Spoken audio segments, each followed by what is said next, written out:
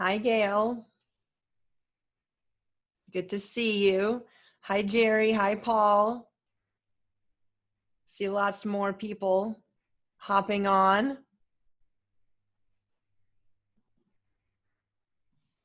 You're all on mute, by the way. I have it set up all on mute, so that way it's it's not a big, crazy, loud noise machine once we log in, but I can see all of you, which is awesome. Well, I can see some of you, I should say. Some of you have your cameras on, some of you don't, which is perfectly fine.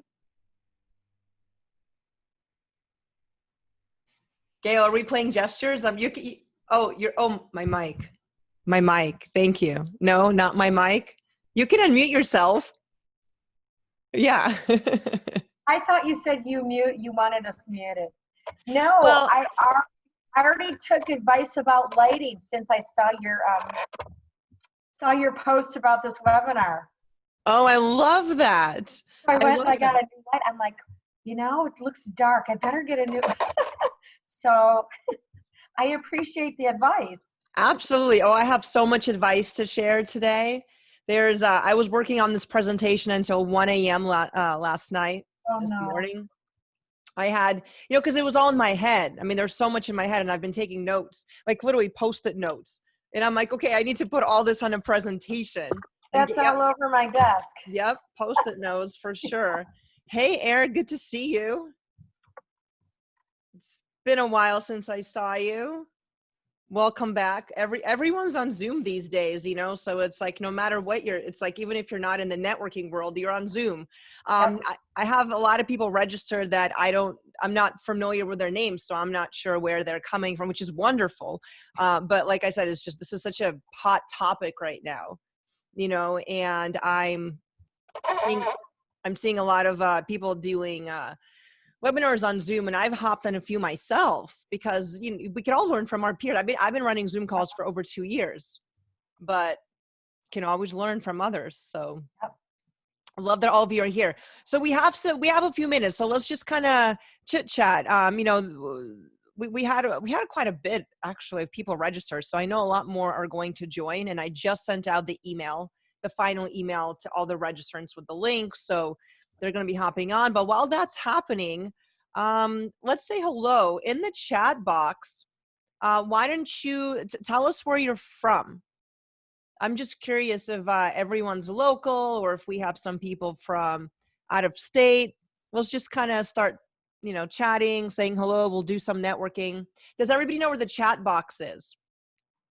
It's a feature towards the bottom of the screen. There should be a little chat icon.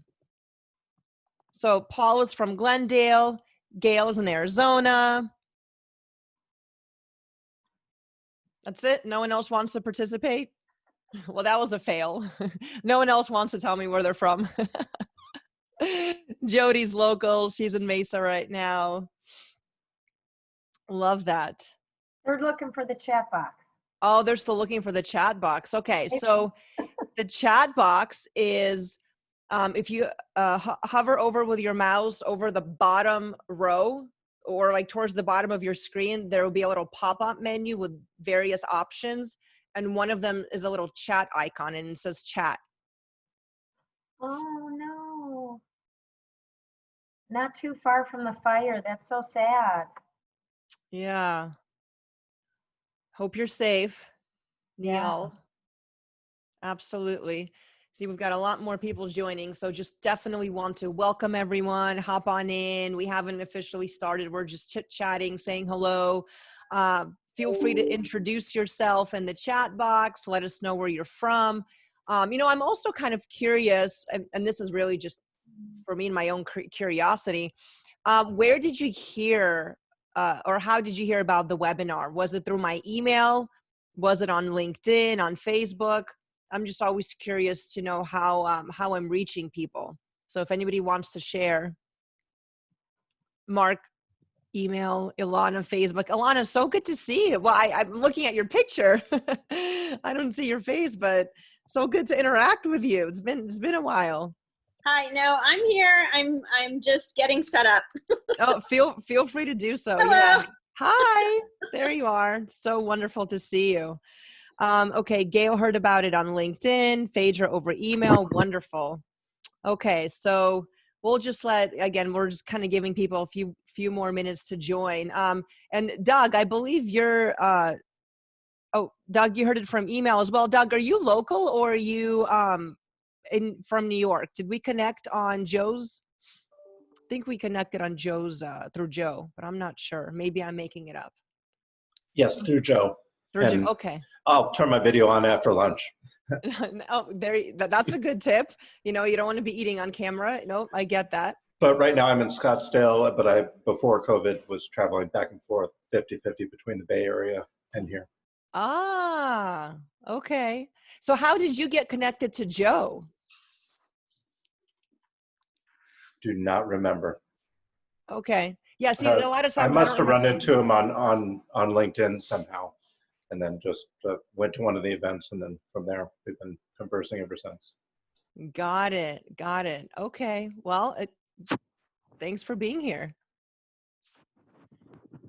All right. So, well, I believe it is 12 o'clock. And actually, my iPhone says 12:02. My phone says 12. We have a lot to cover. So we're going to go ahead and we're going to get started. So welcome, everybody. For those of you that just joined, my name is Gelly, and I am the founder of networkingphoenix.com. But I'll tell you a little bit more about myself in a little bit. You know, first, what I want to do is, again, just greet you. And, you know, the reason that all of you are here is because Zoom is not going anywhere. Not just Zoom, but virtual meetings are here to stay for the foreseeable future, right? We all know this. And in the last few months, even if you've never been on Zoom, you are now, like, we're all forced into this situation. And when we first start, something new enters our life, there's this grace period, right? Everyone's learning, everyone's very forgiving, you know, it's kind of fun, we're all in this together. But then comes a point where the grace period is over. And if you haven't figured it out by the grace period, then when you meet with people, they're psychologically going to put you in a not so positive bucket. And you don't want to accidentally end up in a not so positive bucket, not because lack of your skills, but because you're not familiar with the Zoom platform and you're not sure how to make yourself look good, right? So that's a lot of what we're going to cover today. So what I'm going to do now is I'm going to share my screen. And wow, I am seeing some of you from different parts of my life. Jeananne, hello. So great to see you. Jeananne and I just took a class last week out of the UK, and we met on Zoom. So I'm, like I said, I'm looking on the screen and I'm seeing a few of my worlds collide because, like I said, Zoom is so popular right now. This isn't just for my networking crowd. I mean, there's so many of you hopping on, which is a beautiful thing for me to see. So I'm going to go ahead and pull up my PowerPoint and we'll start from the beginning. I'll share my screen. All right, so let's go ahead and start. And actually, before I start sharing my screen, just a few housekeeping items. If you have a question, when I'm doing the presentation, I'm not going to be able to see the chat. So if you have a question, please unmute yourself and ask the question and then mute yourself back. Okay. If for some reason, yeah, that'll be the best option. And then the other thing is I'm going to talk about this in the presentation, but another quick reminder, just because you can't see yourself on camera, if your camera is on, doesn't mean that we can't see you. So don't do anything weird on camera. Okay, that's happened to me before on a live call, not on purpose. The person wasn't trying to be inappropriate or weird, but he didn't realize he was on camera and it was inappropriate and it was weird and it just happened. So be mindful of your camera. You're welcome to turn it off if you're not comfortable being on camera, okay? All right, so here we go. So I'm gonna go ahead and start sharing my screen and we will start from the beginning. Okay, so by now, all of you should be seeing 5 mistakes you're making on Zoom and not even realizing, okay? So why are you here? I kind of did this in the little intro, but again, it's pretty safe to say that virtual interactions are here to stay for the foreseeable future, and you would like to level up. Like I said, the grace period is over. At this point, if you're not shining in your Zoom meetings, you are hurting yourself. The best example I can give you, remember when websites first came out and it was like, I don't know if I need a website, you know, and now we're at this point where you need to have a website to be in business. But if you have an ugly looking website, it's hard for people to take you seriously. So very similar with Zoom, the grace period is pretty much over. And now if you're showing up on Zoom not looking professional, people are going to question whether, you know, they're going to relate that to your competency in general. So just like with in-person meetings, you want to represent yourself and your brand with the utmost professionalism. The same rules apply to virtual meetings. Again, grace period is over. You want to avoid creating Zoom faux pas and looking like that guy or that gal. Okay, like just you don't want to be that person. Here's what we're going to talk about today. So there's with Zoom, there's a lot to cover, a lot. We cannot cover everything in one time. I will answer questions, but what I'm going to cover is the 5 biggest mistakes that I see daily, because I host Zoom meetings daily. I interact with people daily on Zoom. I have been for 2 years, actually. So when COVID happened, I was prepared for Zoom just because I've been doing virtual things for about 2 years now. Tools to make your Zoom life easier. There are some wonderful tools available. I will share them.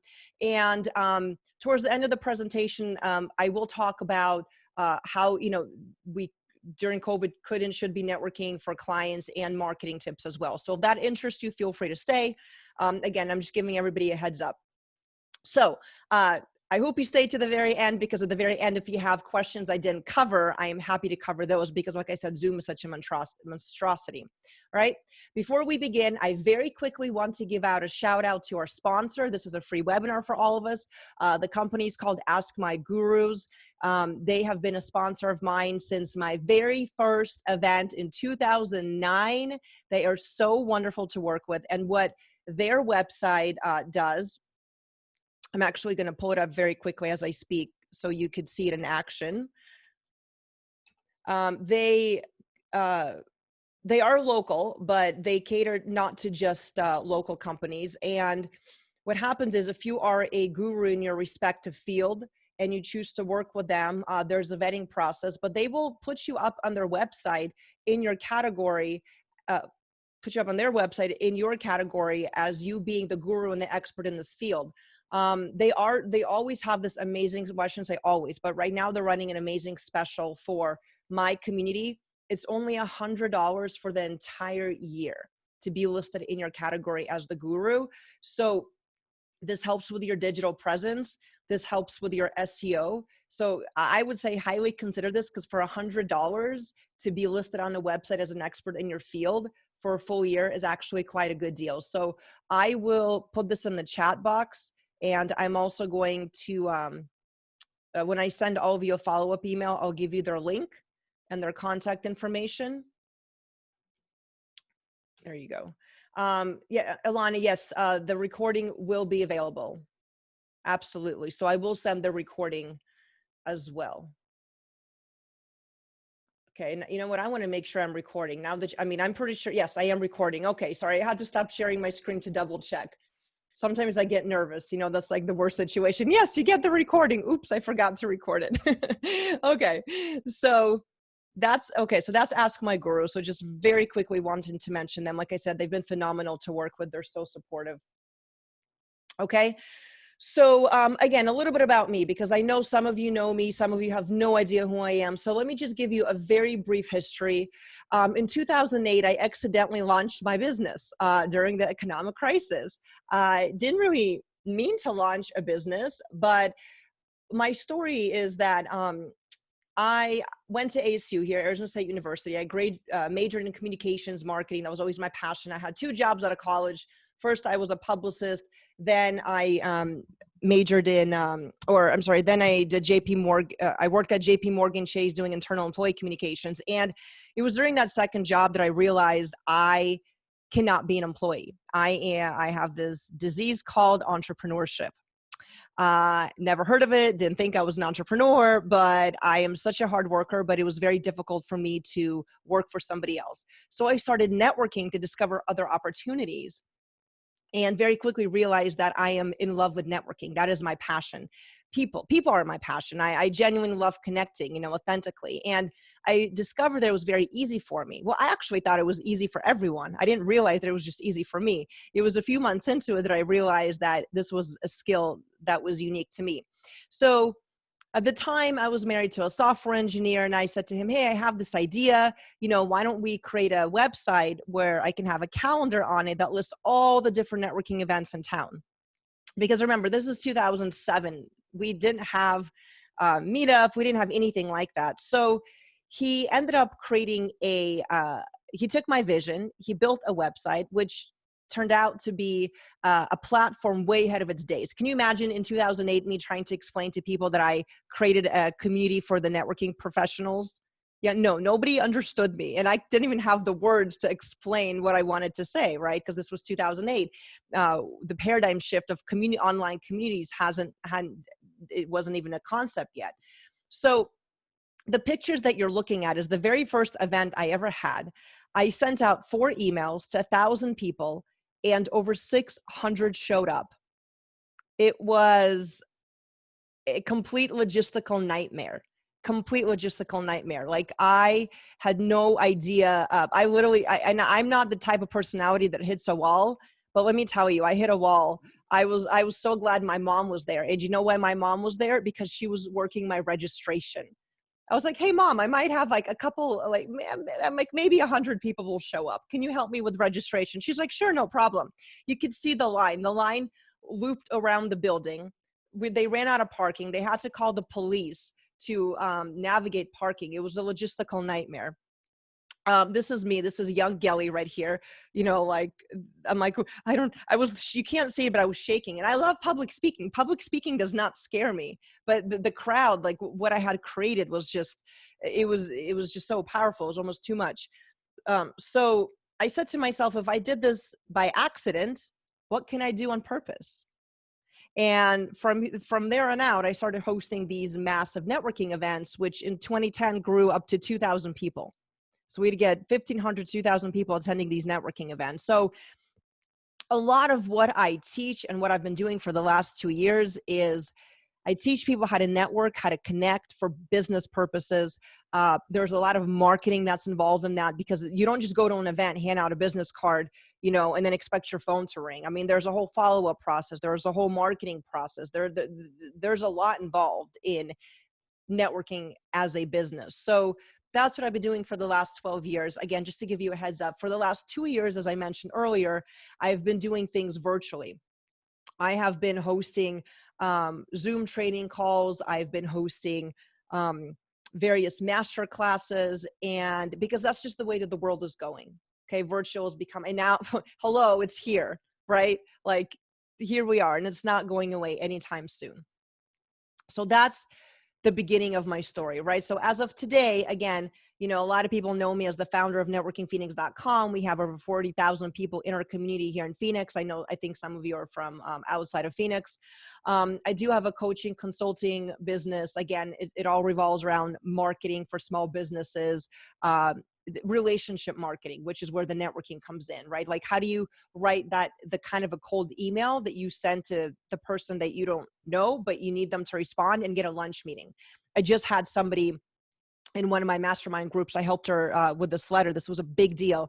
And the woman responded to her and said she wanted to have lunch with her, which is incredible. You don't just get a lunch invite from a stranger because you just don't. Like, who gives up that much time? But we crafted it in such a way that the woman actually wanted to have lunch with her. And this is a phenomenal business opportunity for my mastermind participants. So again, that's a lot of what I do. For those of you that might be interested in some of my personal story, I do have a TEDx talk. Feel free to Google it later, or there's a quick link right there. A lot of it is about me being a refugee from the former Soviet Union and how I came to this country and all that good stuff. So we talked about what Networking Phoenix is as of today, so we can skip this slide. All right, so now we're going to get into Zoom. Okay, we're going to get into Zoom. We're going to go cover the mistakes, give the tips. Does anyone have any questions, comments, concerns? I'm going to quickly check the chat. It looks like I missed 2 chats. And for those of you maybe that didn't hear me say this, when I am sharing my screen, it's actually hard for me to see the chat. So it's easier for me if you unmute yourself and ask me a question, because I'm clicking on chat right now and I don't even see where the box is. So I apologize. I can't actually even see what is happening in the chat. So if it's important, please just unmute yourself and ask me. Okay, so let's talk about Zoom. Okay, so first thing I'm going to remind you, smile, you are on camera. Okay, remember how I said that just because you can't see yourself doesn't mean we can't see you. I have all of you on my gallery view, which means I can see all of you right now. And if your camera is on, I can see you.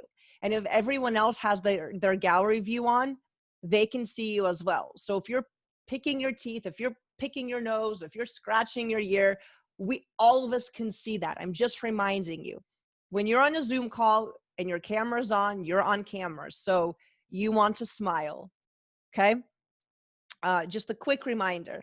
So getting into the mistakes, the number one mistake that pretty much everybody accidentally makes is poor lighting. All right. So if you want to look good on camera, you need good lighting.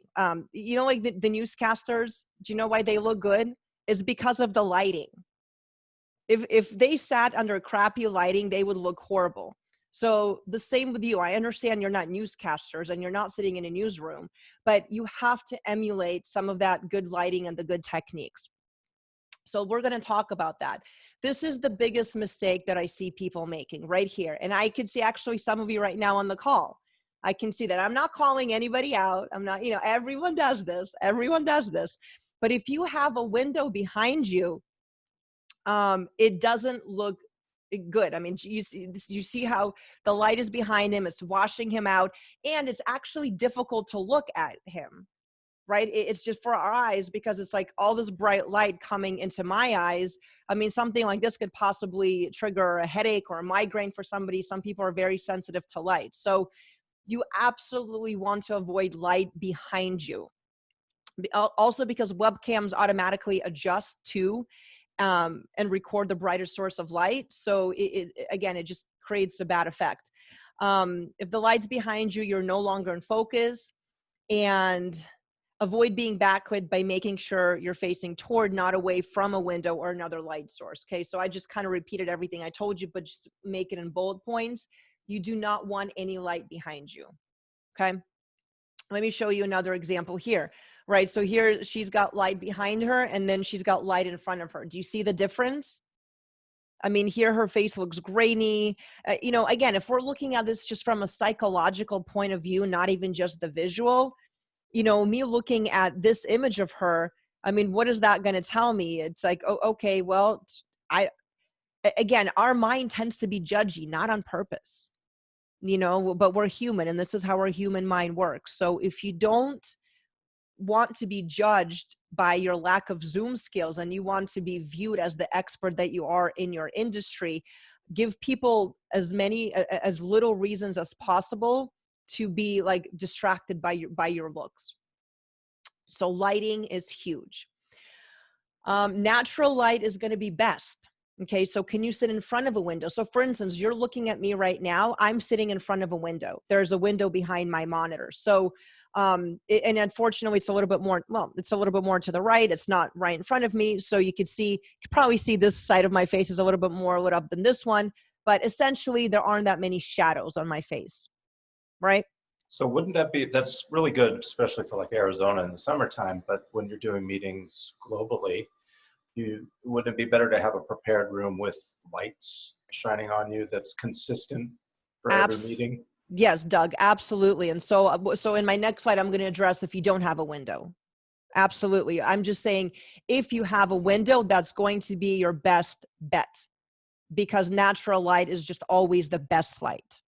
Okay, so keep that in mind, all right? So if you can't sit in front of a window, and Doug made a very good point, what if you are, you're meeting with people in different time zones? For instance, like I said, Gina Ann and I were on this call, and it was from the UK, so it started for me at 4 a.m. You know, there's no natural light at 4 in the morning. So I'm like, okay, but if I turn the light on here in my room, it's right above me. It's going to cast really bad shadows on my face. If I turn on the light behind me, it's going to blind everybody. So again, so I have a light ring for purposes like that. Okay. So here's what the light rings look like. I'm just, this is not mine, but I'm giving you examples. Mine actually looks exactly like this. There's so many versions of these light rings, and I'm going to show you them on Amazon here in just a minute, but I'm just showing you a few pictures. This one right here, you could put on your desk. So if you wanted kind of a smaller one, and do you see how the light ring will just shine the right amount of light on your face? And a lot of them are adjustable, so you can make it brighter, you can make it not as bright. Some of them have different filters, you know, so maybe cooler, maybe warmer. Here's a bigger one. Mine is a bigger one. Mine is a standing one. So, and I purchased it again a few years ago when I first started messing with Zoom and video recording, but I can't stress how important good lighting is. If that's the one thing that you take away from today, is good lighting. Let me show you. I want to show you on Amazon. So look, I went on Amazon and I literally just typed in light ring, and you see all these different options come up, and they are in different price points. So all the way from maybe like, you know, $37 right here to they can get pricey, right? So mine is a stand-up one, but no, I think mine was maybe in a $200 version because I bought the really fancy one. Okay, so you don't need one that fancy. You can just get a basic light. I'm just, again, scrolling down so you can see all the different versions. And I don't necessarily have a link to this because literally all I did was just type in light ring into Amazon and it showed me all the different options. And you can literally browse it based on your price point and based on what you're looking for. You may need a standing one for your, you know, on the floor, or you may want one for your desk, right? So again, kind of what we were looking at right here. Just depends on the setup. I really like this. I use this picture. I really like the setup because you can see how my mic is right here. So listen to how we'll get to the mics, but since we're on the mics, you hear how I sound now?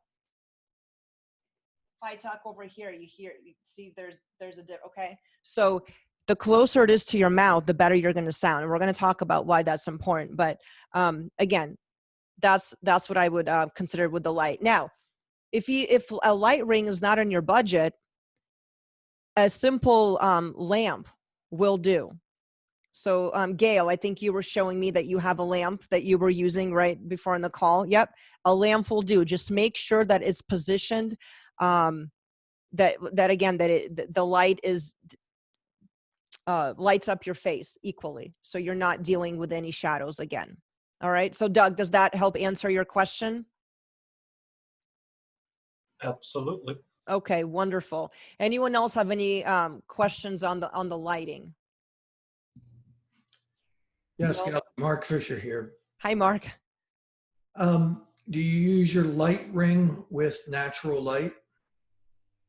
Very good question, and I don't. Because if you use too much light, you're going to get washed out.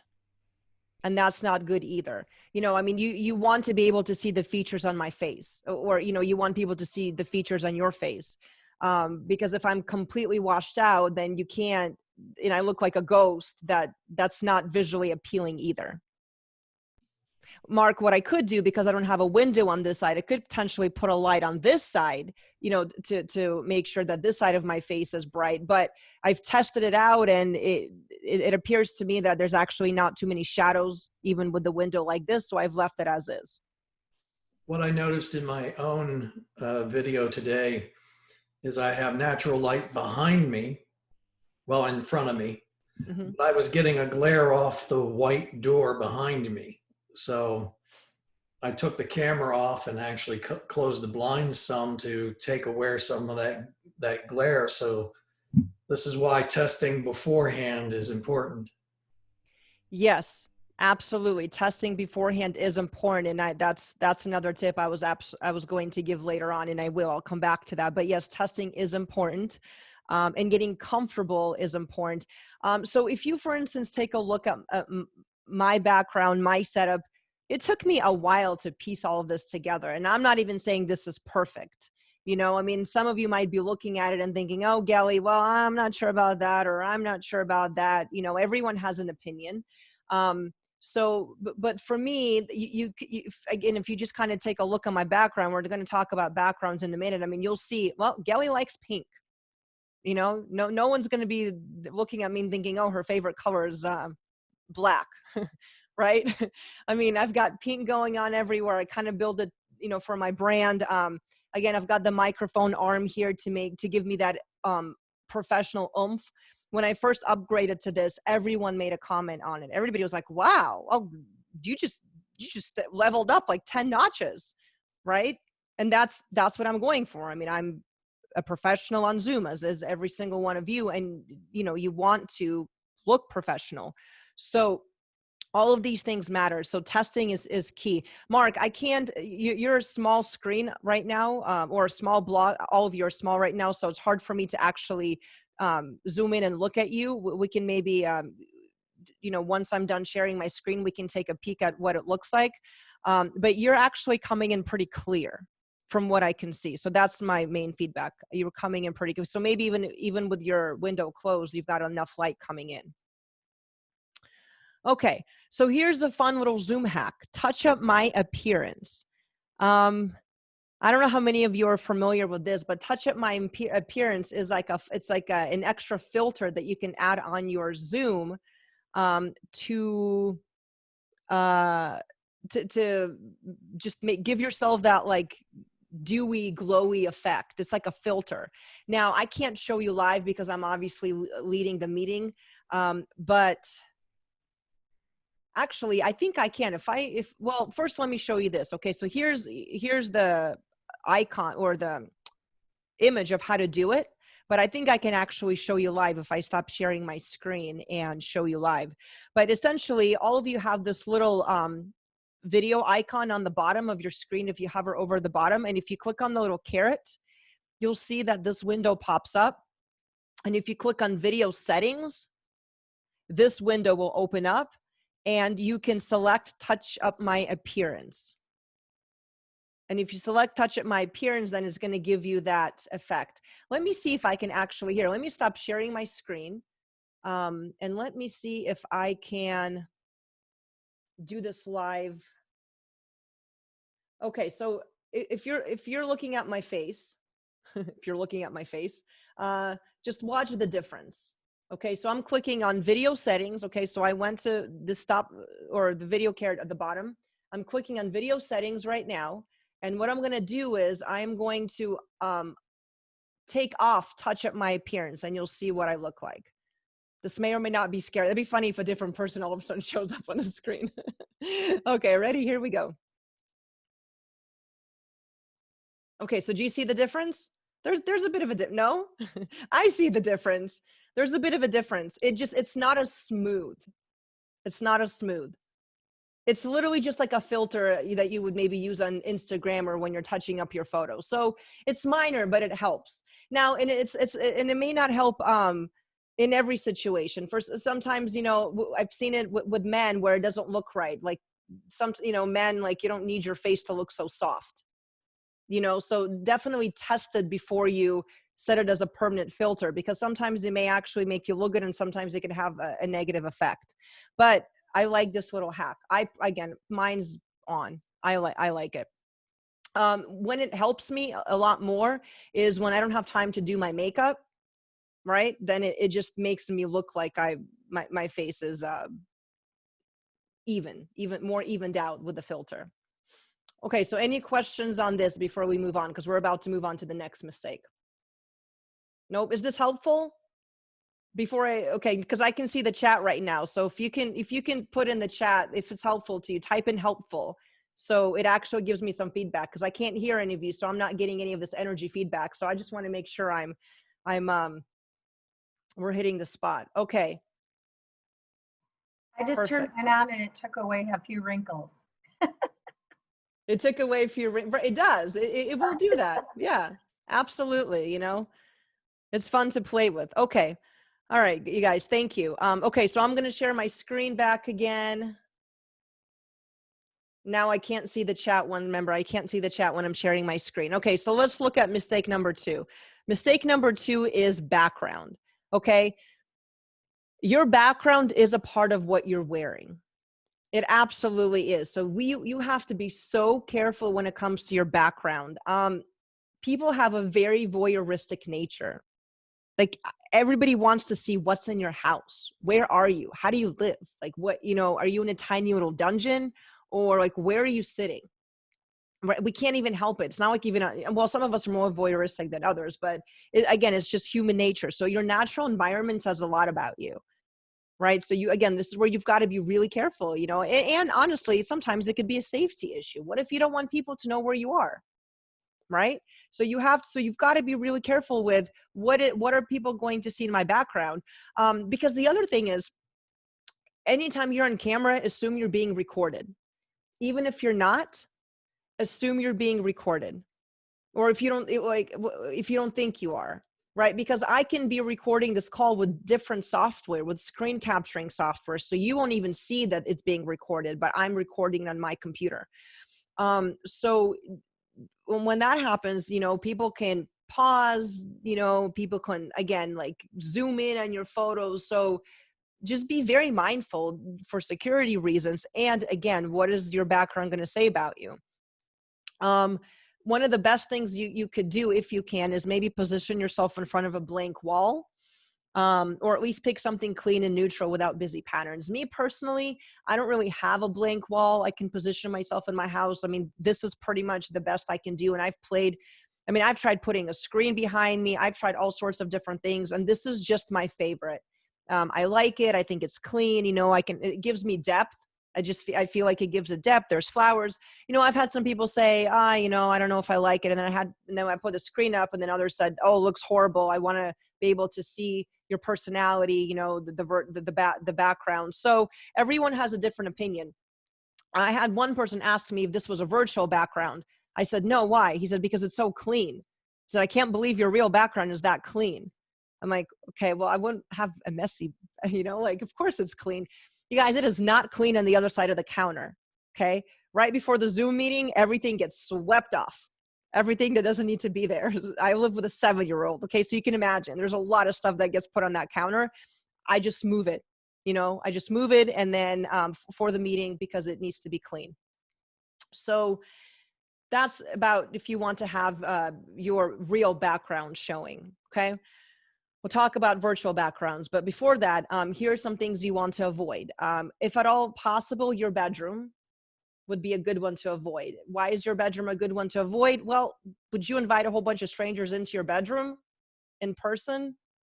No, so would you, again, I know we're virtual, but again, you're inviting people into your bedroom, and while you may not think it's a big deal, it might actually make other people feel uncomfortable because they don't necessarily want to be looking at your bed, or just seeing your bedroom is a very personal and private space, so again, if at all possible.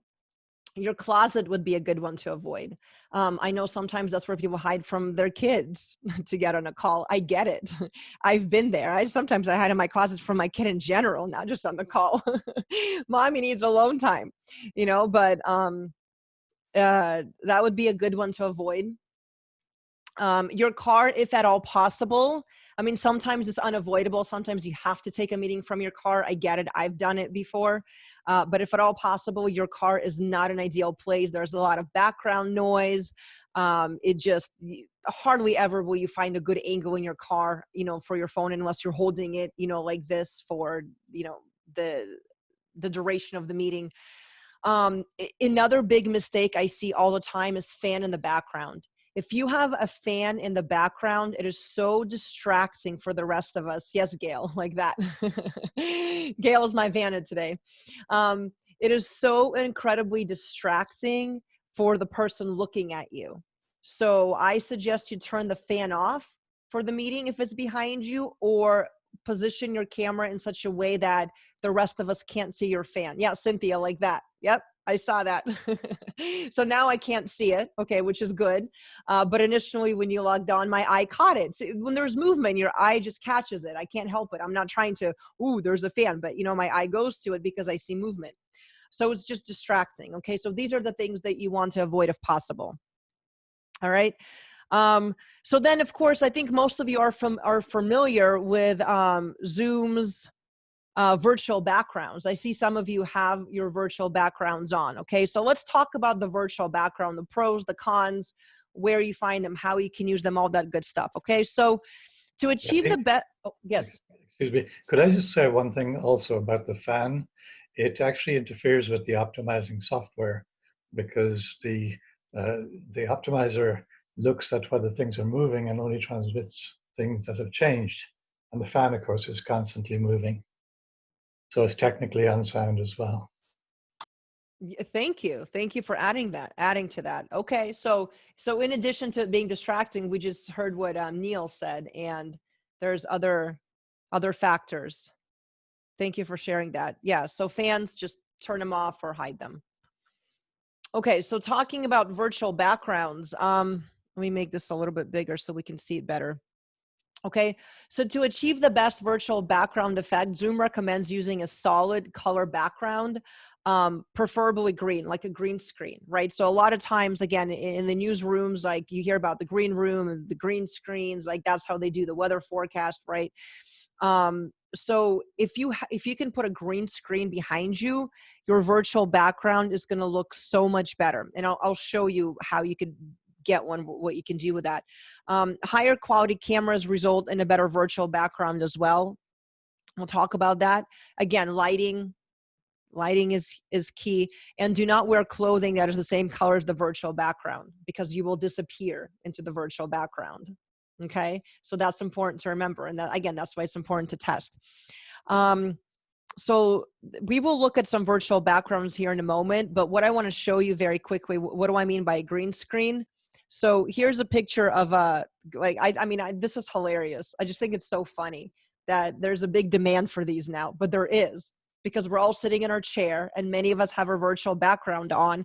And if you plop one of these and put it on the back of your chair, there you go. You know, when you turn on the virtual background, it's going to be a lot more stable. Okay. So I'm going to minimize the presentation and I want to look at, let's look at some of these backgrounds. Okay, so here we go. So this is the green screen background I was just going to show you. You can purchase this on Amazon, and I think if I hit back, there's different options. This is just one of them, but you can see you can get bigger ones. I mean, all depending what your price range is, right? Because again, you can see all from $62, $55. These are photography backdrops. Kelly, I don't know if you're going to mention this, but everyone might want to be very careful on what they pay for not just these, but cameras, microphones, anything right now. Because right before COVID, a lot of this stuff was 70% cheaper, but they're sold out of everything. So I ordered a camera 2 months ago that's not going to get here till August from anywhere, Best Buy, anywhere you can think of. And most sites were trying to charge, some sites did have it for $160 instead of $40. So just be very careful on your shopping. Don't only use Amazon. Yeah, absolutely, Doug. You make a good point. And I was going to mention this, is that a lot of these items are sold out or they cost a lot more.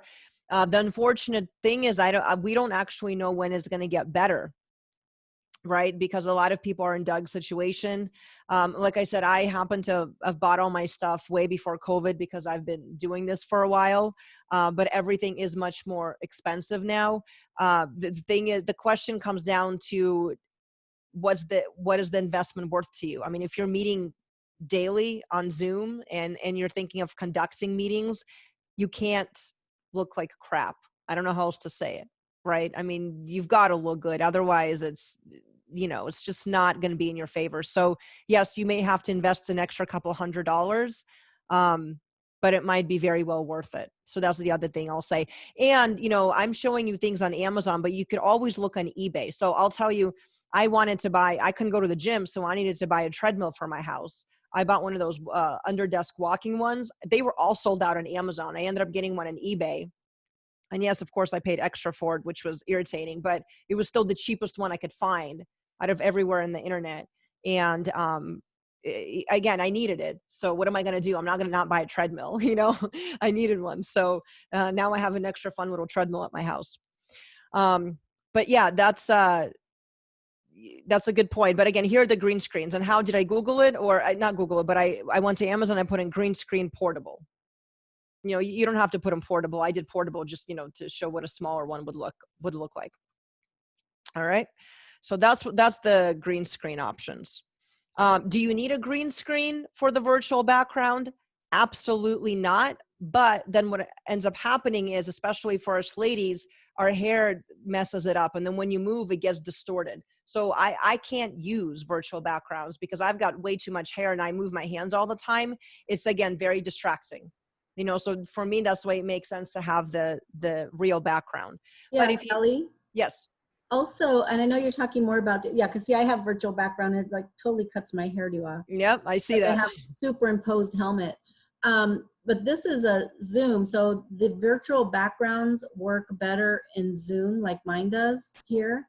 But on Ring Central, which our whole company has transitioned to, the virtual backgrounds just do not work without the green screen. Unless you have a workaround, if you please. I was wondering if you know anything about Ring Central backgrounds. I unfortunately don't know anything about Ring Central because I'm a Zoom girl. I've been on Zoom for a while. But I will show all of you where you can get some really cool virtual backgrounds. So for instance, they give you some ideas right here. Let's look at Pexels. I was looking on it last night. They've got some really cool ones, but there's also Unsplash and Pixabay. So let's go to Pexels really quick. So you would pull up the website and you would go to Office Virtual Background. And, well, this is not what I saw yesterday. Maybe we'll do virtual or Office Background. There we go. Office Background is what I searched for. And you see how it gives you all these cool Office backgrounds? Right? So imagine if you had a green screen behind you and you put one of these up. I mean, you could literally place yourself right here and it would look like you're in front of this white wall with, flowers and whatnot. I do want to give a bit of a warning against some of these busier backgrounds. They're just busy. And a lot of times people are they're using the beach. Like I've seen people use the beach or some other exotic location. Maybe with a more friendlier crowd. I don't know that I would recommend that with strangers unless you're a travel agent, and then the beach is actually works as part of your brand. Because remember, keep your brand in mind as you do all of this. Your brand still matters. Your virtual background is going to be part of your brand. It's like what you're wearing. The other thing about the virtual backgrounds, I've seen people use their logo, and it can look good depending on your logo, right? Again, just look at what you actually look like on the screen, maybe get some feedback. Sometimes it looks really good and sometimes it doesn't look good because, again, it's either distorted or it's too busy. I had one woman use her grandchildren and it looked like she had two hovering heads over her with their mouths open. And I was like, no, I'm sorry. No, you're going to have to turn that off. And, she's in my mastermind group. So I was able to say it to her so bluntly. I probably wouldn't say that to somebody so bluntly, just in a general meeting. So she took the grandkids off. So again, just be mindful of what everybody else sees. Like I don't need two giant heads floating above you. It just looks odd. And I can't take you seriously if there's two giant floating heads above you, right? Because again, the goal is you want people to take you seriously. You're going to be having these professional meetings. Okay, so this is how you can find some office backgrounds. Zoom does allow you to upload your own photos as well into the virtual background, and that's where it's through that you can upload your logos. Okay, so any questions on the backgrounds? Yes, I have a question on backgrounds. I have been told a couple times that I need to mirror my background. And then I mirror it. How should it look when I view it? I've mirrored it and they always tell me it's backwards. I'm like, what? Why does that matter? I don't know what your house looks like, so I don't know if it's mirrored. No. I'm sorry. When I've got the virtual background on. Oh, when you have the virtual background on. Got it. Okay. Yes. So, in fact, tell me if it's backwards or if it looks correct. It looks correct to me. Fairy tale brownies. Okay, see, to me, it's backwards. How about now? Is it the same? It's the same. Yeah, it's the same. Okay, so I have, if I click on mirror my video, so Mhm. it's like I'm looking in a mirror, my background is backwards to me. So, Right, so is mine. okay, But you see, is mine backwards to you? no, Okay, Yeah. yeah, so I see it backwards, so you will have to see yours backwards. gotcha. Okay, Mhm. thank you. Yeah, absolutely. See, this is why it's good to test and just ask people, right? Right, right. Yeah, absolutely. Okay, so virtual background. So the next thing I want to talk about is if you don't want to do a virtual background and you don't want to clean your counter like I do frantically right before each Zoom call, you might want to consider a room divider. Okay, and these room dividers, again, you can maybe get them on Amazon or wherever else they sell room dividers, and just put one up behind you. And it's okay, right? Again, it'll just give you, the question is always think about your brand. So if I wanted to look at one of these room dividers, I could go to Amazon, and I've considered buying one and I never have. And I'll tell you why, because I just don't feel like I've been able to find one for my brand. Okay, so I've just never invested in one. But here, you see, I went to Amazon and I just typed in room dividers, and this is what they look like. So you don't have to get them on Amazon, but I just want to give you a good visual. And if you scroll down, you see they have all sorts, like this one is $60, right? So all the way from $60, and they go up in price, obviously. But this is another good option that you can just quickly put up and then move when you're done. And we're spending so much time on this because this matters quite a bit. It matters a lot. Again, your background says a lot about you. And a lot of times, instead of people listening to what, having people say what you're saying, they're staring at you and they're literally analyzing every single little thing behind you. They can't even help it. So no clutter. If you're going to go with a real background, as little clutter as possible. Right. And I had somebody tell me, Gelly, you have too many books. Everyone's trying to look at your books. I'm like, really? You can't even see them. But I've actually had a few people say to me, what books are you reading? And they're like zoning in, and they're like, is that The Infinite Game by Simon Sinek? I'm like, how do you see that? So to me, I'm like, oh, I just put up some books for background, but people are literally sitting there analyzing my books. So I didn't realize this, so that was good feedback. Having said that, I still left them there because they're part of my decor. I don't want to move my books. So this is. Oh, Kelly, it's Kathleen. I happen to have 2 bookcases here with lots of books in my office. People haven't said, why are all these books here? And there's a guitar over there. And somebody said, oh, you play the guitar. No, my husband does. So I don't know what to do with all those books in the bookcases without having to remove them. And I can't, other than get a green screen, I guess. Yeah, well, or you could get that covering that I was just talking about, the room divider, because if you put that right behind you, no one's going to see anything. And then when you're done with your call, you just move it to the side. Yeah, good point. Because that the other thing for me with the green screen, I was like, well, great, it's going to sit here, and then I have to take it off. I mean, like I like my space to look good. I don't have a separate room. Like this is just where my office is. I mean, this is how I like it. So for me, when I'm not in a Zoom call, it would mess up the rest of the flow of my house. I don't like that. So again, that's another reason I chose not to go for any of these options and just go with the real background. But all of these options are very good. It just depends on your lifestyle as well. Okay, and these are all things to consider because, again, going back to my main point, virtual meetings are here to stay. I mean, right now, COVID is spiking. Yes, people are being more lax about it, but a lot of people still don't want to meet. We're not quite sure what to do. And even when everything is quote unquote back to normal, who knows when that will be. Now we're also used to Zoom meetings. Like in summer here in Arizona, instead of driving for 30 minutes to meet, why can't we just get on a Zoom call? Now we're all so comfortable with it, right?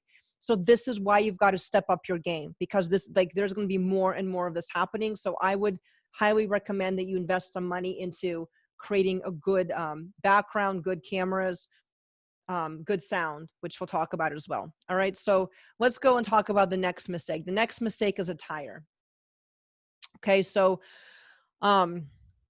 let's not get too casual, okay? You're still representing yourself, your brand, your professionalism, okay? And I see this happening again all the time. I'm not ever offended if somebody's not, dressed up, for our meeting, but I'm always dressed up. And people will come and they're like, "Oh, Gelly, you look so good." And I'm like, "Well, I dressed up for you. What did you want me to do? Put my hair up in a bun, and look, sometimes I do. Not every meeting is so on point.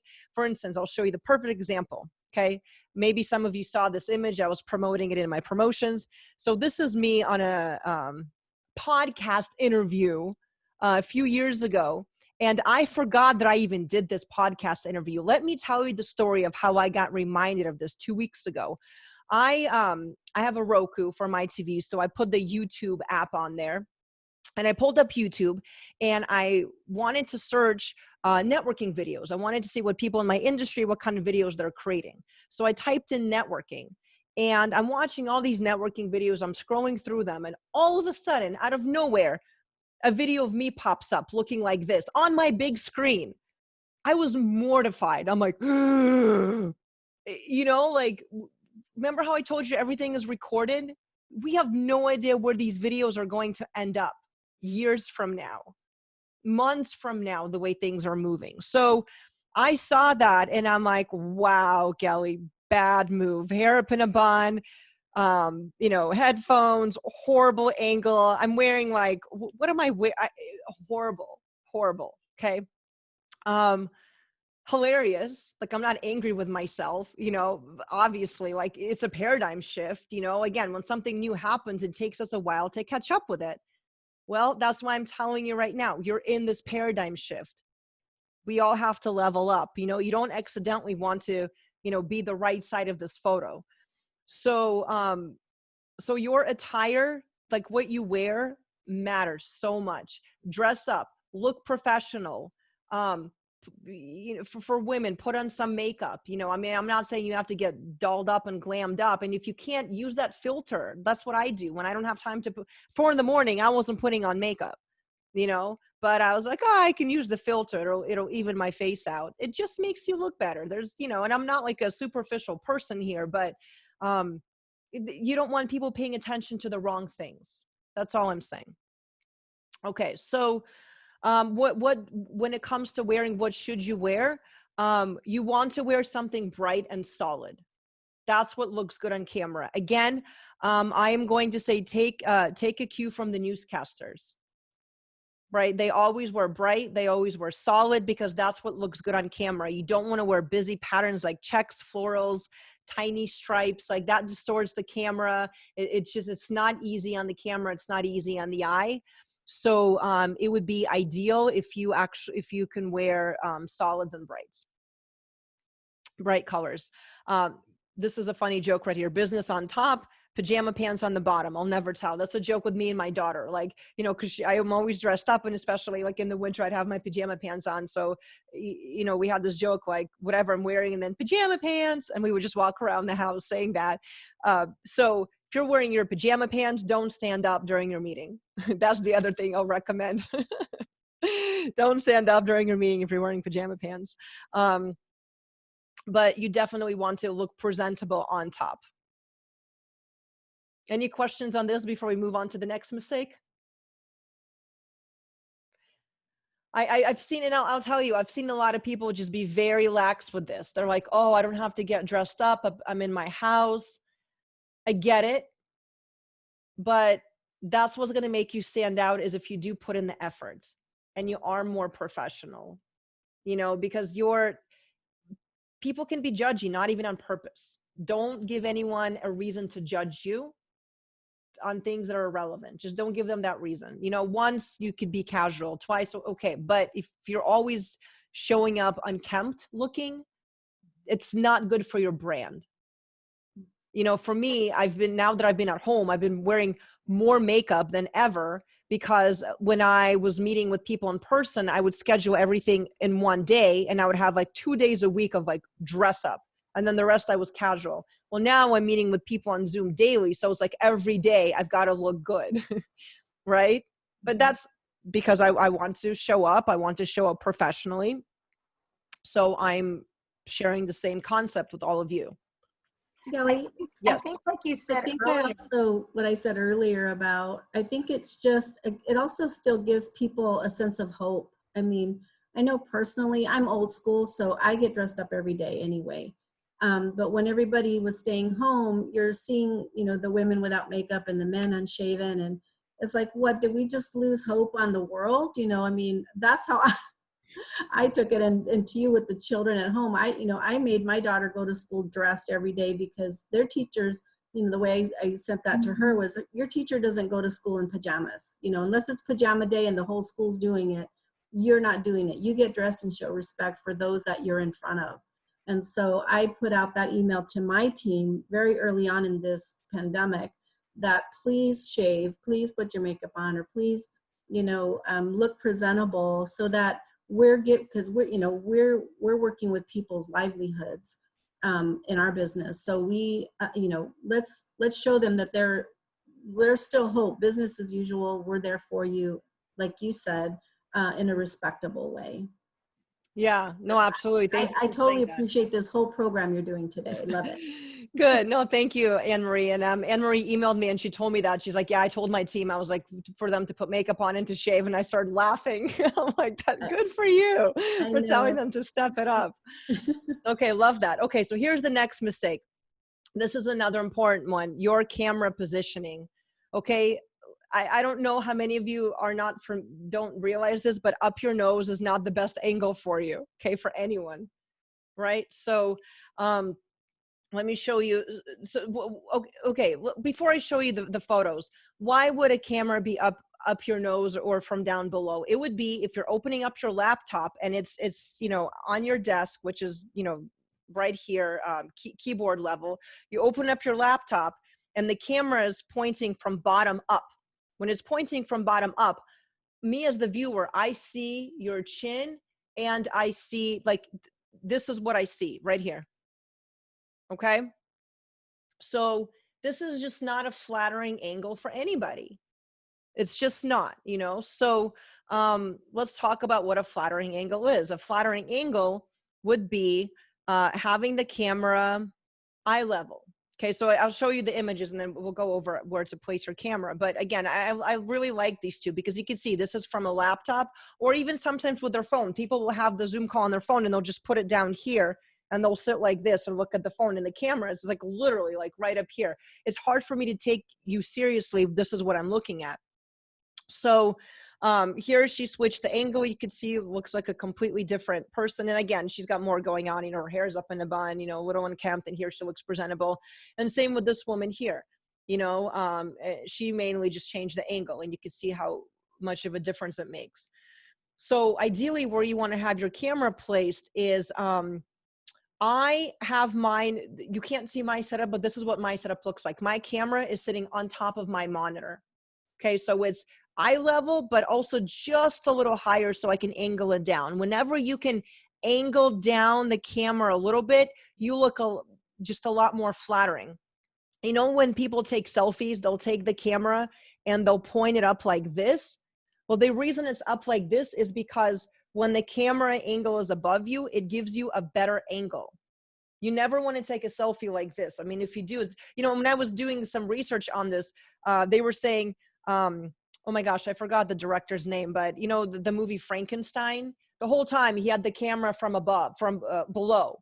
So Frankenstein looked like even more monstrous, right? So you don't accidentally want to give yourself this monstrous look by having your camera angled improperly. So you wanted, let's look at the bullet points. Have the camera at a height that it can be angled just slightly down at you or eye level.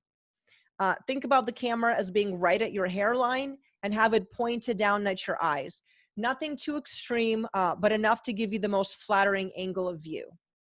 Okay, so then the question becomes, okay, well, Gelly, I have a laptop, so I don't have a big monitor. Okay, let me show you very quickly what you could do with your laptop. It was on this image right here. Did you see how he has his laptop put on books? Grab those books off your bookshelf, or grab, you know, a shoebox, grab something and just put your laptop up on these books or whatever, just stack it. And that way, then what happens is once it's high enough, you're actually going to down angle the top part of your laptop. So it's angling down at you a little bit. And that's going to give you the most flattering view of your face. Okay, did that make sense? Questions on that? No? Okay. So here's where we are. Okay, so then the next part I'm going to tell you about is fill the frame. This is another one that I see all the time. Position yourself so you're squarely in the middle of the frame, with your nicely lit, smiling face filling up at least 1/3 of the space. Okay, here's where I see the mistakes. People will, it's dangerous for me to move my camera, but people will do this a lot. Hey guys, I'm on the call. What's up? Can everyone hear me? Can everyone see me? You know, and it's like, no, I want to see your face. I mean, people just do weird things. Like sometimes I see this. Hey guys, I'm on the call, because their camera's here, but their monitor's here. Hi. I mean, that's just, but I see it daily. I see it daily. See, now I moved my camera, so now I don't really know. Let me see if I can get it back on the angle. Now the angle might be a little off. That's okay.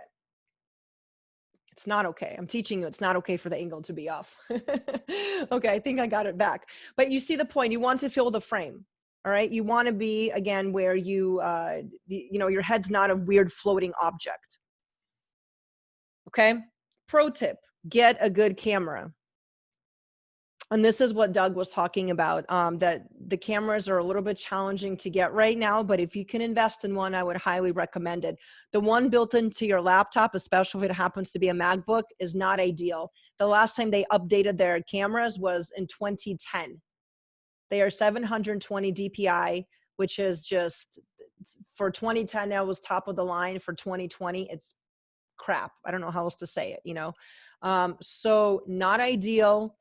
And you can add, like, if you can't get a new camera, at least get good lighting, because that will help the deficiencies of the camera. But if you can invest in a good camera, let me show you some options. Where are they? Oh, I must have closed it out. Okay, it's okay. So we'll Google it. So,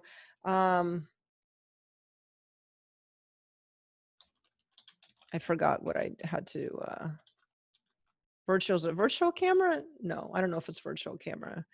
Maybe webinar camera. Let's do webinar camera. Yeah, webcam. Webcam. Thank you. Yeah, that's why I was like, I lost my train of thought there. Okay, let's try that. See what comes up. Yeah, there we go. Perfect. Thank you.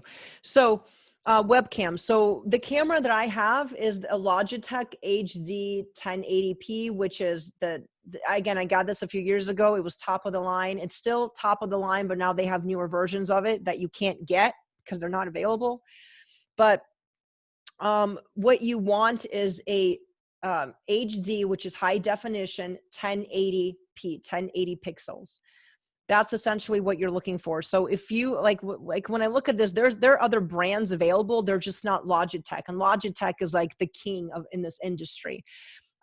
Should you try getting one of these other cameras? I don't know. I don't know enough about the actual camera technology to tell you which one, would be better than others. But with this Amazon Prime, you can always test it and return it. That's the good thing about Amazon Prime, right? So for instance, like this camera, let's look at this one really quick.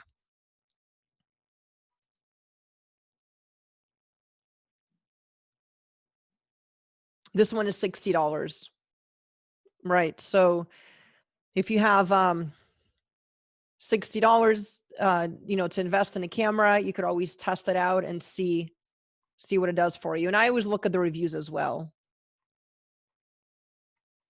I don't know if this one has reviews.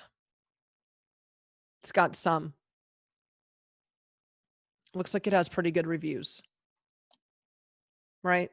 So I mean, I'm just showing you my process of when I buy things, because I'm not the most You know, like I don't know every single hottest gadget, you know, on that's out, but I'll do a little bit of research just to see what's trending, what's good. So these are some options for you. Okay, but again, like I said, Logitech is really the supposedly top of the line. Yeah. I've used that for years, Kelly. The Kathleen. Logitech one? Yeah, for a long time. It Yeah. sits on top of my PC. Yeah. Yeah, I agree. But like I said, you know, if you can't get them right now, there's a Right. shortage of them, you know, maybe try some of the other ones. Okay, so that's what I would suggest, getting a good camera. Okay, number 5. I can't hear you. How you sound can make or break the meeting. I mean, absolutely can make or break a meeting. If you're talking to me and I can't understand you or I can't hear you, I'm not buying your stuff. I don't know how else to say it. Like I can't, you know, it's hard enough to sell when somebody can hear you and you're in front of them. Now imagine you're not in front of them and they can't really understand you. They can't hear you. And so keep this in mind. Your audio might be okay, but if like, for instance, I'm talking to all of you right now, each one of you has a different speaker output. So each one of you is probably hearing me a little bit differently. And that's why it's important for me to have like the best mic I could get, so that each one of you at least has the best option, most optimized option of hearing me well. Right. So there are times where people are speaking to me and for whatever reason, my speaker doesn't like their voice and I literally can't, their voice disappears. Like, so this happens so often, I actually ordered speakers for my computer so I can hear people better. You know, so the way we sound is huge. So the best thing you can do, here are some options. Okay, so sound tips. Wear your earbuds, right? If you've got a laptop, I mean, these little earbuds are going to level you up immediately. Not only will you be able to hear better because the sound's going right in your ear, but you know, there's a little microphone built into these. So you're going to sound a lot better. Okay, so simple solution. The next one would be you could invest in the microphone, right? So here's this microphone that I have. I don't remember how much I bought it for, but it's still only about $60. It's right here. I'm sorry, $45, not even 60. This is literally the one I have. And this one is good. As long as I talk right into it, I sound good. As soon as I move away, you could hear there's a bit of a difference. You can still hear me, but it's not as clear. But as long as I talk right into the mic, then it comes out clear. I actually do recording on these. I record meditations for my daughter. And so, you know, I record with this and I put music over it and it sounds incredible. I'm like, wow, all from a $45 mic, you know? So this mic is a good one. And the arm that I have, I think this arm was maybe about $10, I think. Again, not that expensive. Do you need an arm? No. But do you want to go the extra mile and look a little more professional? Sure, why not? Let's see, microphone arm, is that what they're called? Yeah, I think that's what they're called. So you see there are different prices, and yes, prices spiked up on these two. Again, I got this one for I think maybe $10, but here's one for $13.50. I mean, they're not so horribly expensive. I mean, obviously $75 a whole setup, which I did not get. You know, these are maybe more sturdy or they're $50. But again, I went for the cheapy $10 one. So far, it's worked out well for me. Because really all I needed to do is just keep it by my mouth. Okay, so any questions on this so far? Okay, so let's keep moving. General tips. Okay, so now we're moving. So now I covered the 5 big mistakes. Okay, so those were the 5 big mistakes. And again, I'll answer more questions towards the end. But general tips, don't touch your face when you talk. I can't tell you how often I see, you know, it's their person's turn to talk and they get on camera. And as soon as they get on camera, oh, I have an eye itch. Oh, it's like their hands are all over their face. And I'm like, stop, like sit on your hands. Stop touching your face. It's very distracting. So don't touch your face when you're talking. Okay, number 2. Oh, this is a good one. Look into the camera when you talk. It creates better eye contact. So a lot of times people are looking at themselves when they talk, and they're not making eye contact. And I'll tell you, I kind of struggle with this one, but for me, I have the gallery view on. So I'm actually looking at all of you. I'm not looking at myself, but I'm looking at your faces for reactions. But when you're talking one-on-one with somebody, like, I don't know if you can see, let's see if we can see a difference. Right now, I'm looking right into the camera. So my eyes are pointing up, because let's say I'm looking at somebody that's down here. So for instance, Candace, you know, her name is on the bottom of my screen. So if I'm talking to Candace and I'm looking down, my eyes are probably looking down on all your screens right now, right? So I'm losing that eye contact. So that's why it's important to look into the camera if you can remember to do that. I kind of struggle with this one as well, but that eye contact is key. General tips, again, I prefer the gallery view as opposed to speaker view in bigger groups, because I want to see everybody. I don't just want to see the person speaking.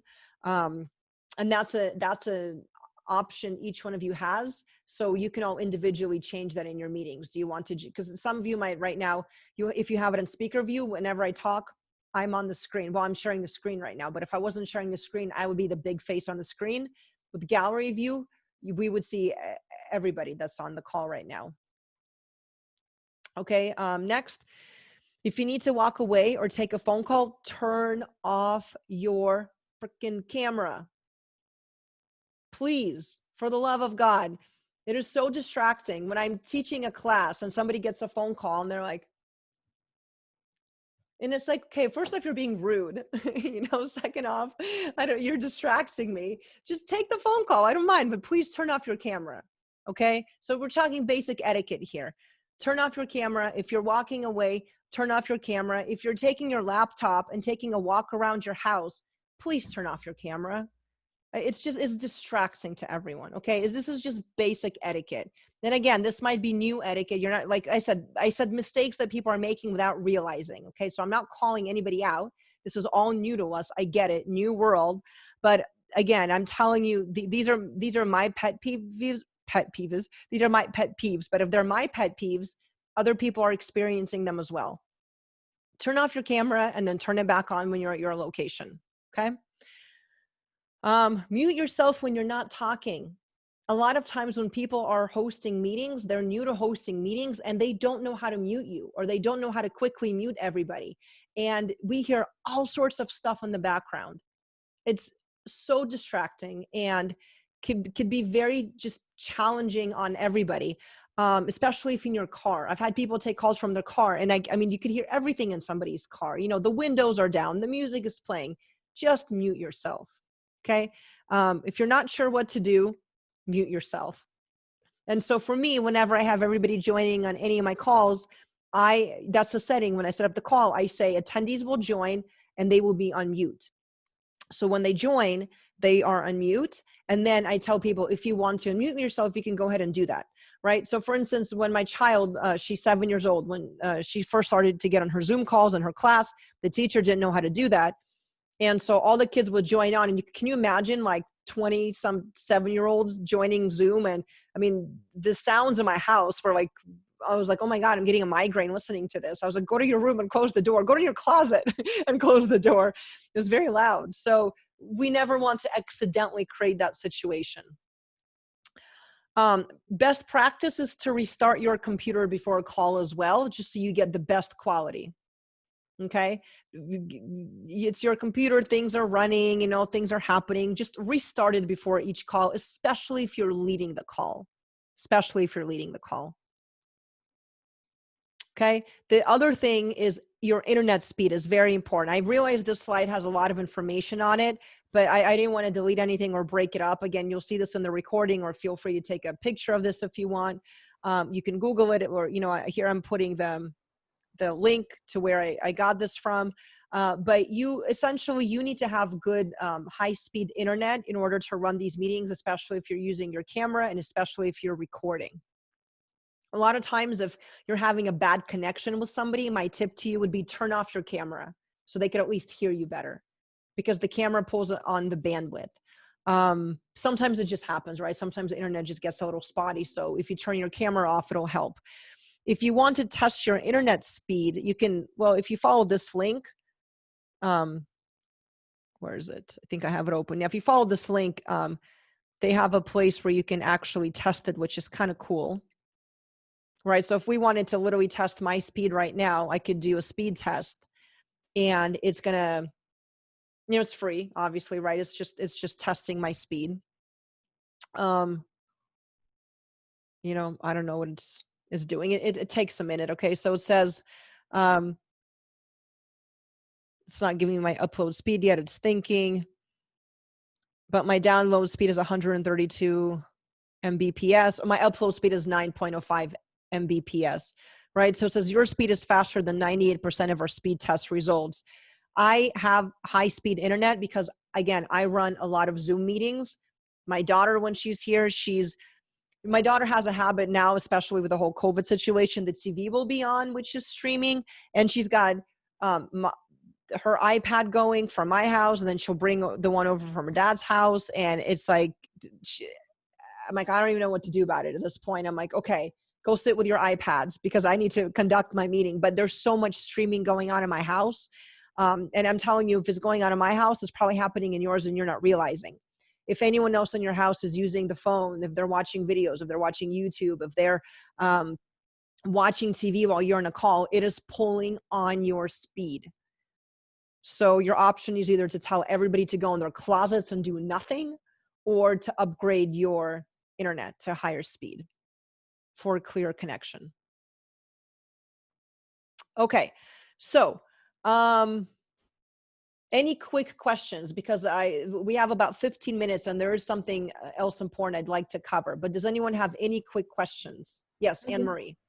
When you said to restart your computer before a meeting, what does that do? How does that help? Well, I'm going to try to explain it to you in my Gelly layman's terms, because when your computer is running, it just gets like fragmented in different like pieces. Like, so like memory gets cached, and I don't know, maybe the best example I can give you is it's like taking a shower. It just like cleans everything out, just cleans the system. It reboots it, So as things are like, because when your computer is running, like if you've got a Word document open, it's running memory. If you're using graphics, it's running memory, and it gets slow, it gets clunky. So restarting it kind of wipes it all out, clears the cache. And then, so when you reboot it up, it's like a clean slate. Okay, and then have everything shut down. Don't have other stuff running. I would recommend having everything else shut down. Absolutely. Oh, yeah. okay. Yeah. That's new to me. Okay, thank you. Especially if you don't have high-speed internet, right? If you have higher speed internet, you can probably get away with it, but non-high speed is going to be tough. Okay, thank you. Yeah, absolutely. Okay, so here's what I'd like to do now. So at this point, what I'm going to do is we have about 15 minutes left. I would really like to switch gears and talk about networking. And like networking during COVID, marketing during COVID. For those of you that are not networking or marketing, if you have a job and this completely would not make sense to you, I'm not at all offended if you leave, but I will stay on later to answer any more Zoom questions as well. But what I want to talk about again is the networking and the marketing, and how am I helping the community? Okay. So first off, you don't have to do this alone. Things are weird right now. Okay. Everyone's using this unprecedented term. I'm tired of hearing that word, but it's just weird. Okay. So, especially if you're a solopreneur, if you're in business on your own, that's tough enough. And now adding all this stuff into it, it's just a lot to handle. So you don't have to do it alone. Right. So if you've never filled out an avatar worksheet, okay, if you don't know where to find potential clients, especially now, if your conversations with people that you're having are not converting, if you're not nurturing all your new connections and turning them into relationships and then paying clients, if you haven't quite cracked the networking code, if you're in charge of your own marketing, and if you'd like to build a really solid foundation to last for a long time of these potential clients and recurring clients, then you're in the right place for me to be able to just offer you some guidance. Okay. And the very first thing, like a lot of people don't even know what an avatar worksheet is. It's essentially who's your ideal client, because it's not everybody. Just because you can sell your widget or gadget to everybody does not mean that everybody is your client. So What I'm going to talk about is networking during COVID confidently. Okay. This is my 8-week networking certification program. It's designed for the business owner and the solopreneur who's looking for ways to generate new business, create referral partners, and nurture relationships, right, during our current crisis and beyond. So I am going to tell you what this 8-week contains, but each week there's an educational component. Okay. So meaning I'm not just here to sell you stuff. Like, sure, if you want to sign up, I would love to have you, but I'm still giving you some education. So just to preface it. Okay. So 8 weeks at a glance. So the first week that we talk, what we do when we get together is we get to know everyone else in the group. Okay.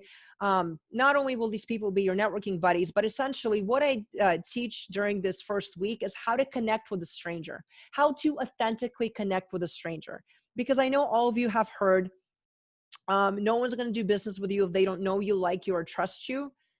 That is so true. And especially now, I mean, people, we all want to support each other, but we've got to know who we want to support. Like, you see how everybody wants to buy local right now. And I am such a convenience girl. Like, I like things to be convenient, but I've like literally stopped buying things on Amazon to go buy things locally. It's just this paradigm shift that's happening. You know, we want to support people in like the ways that we can.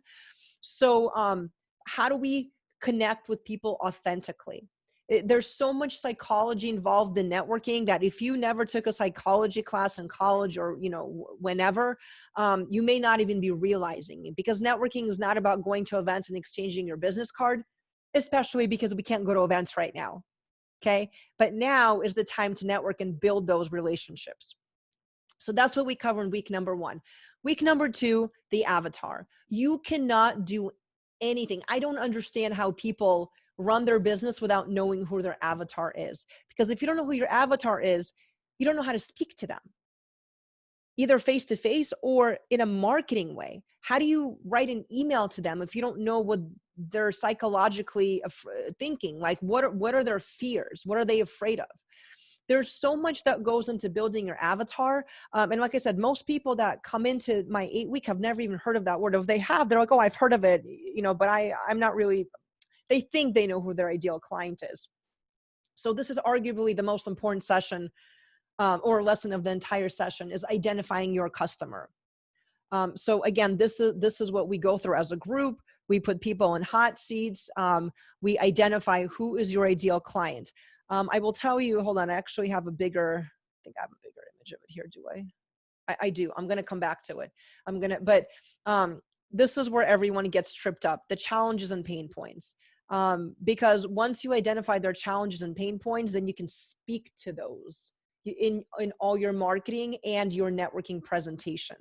Okay. But that's what most people are lacking. So when I ask you who your avatar is, you might be able to tell me who you think your client is, but is that deep psychological dig that most people miss. Okay. Week number 3, very, very powerful presentation on the science of networking. Again, this is what a lot of people think networking is a soft skill. Oh, I could do it. Oh, I should do it. Oh, this, oh, that.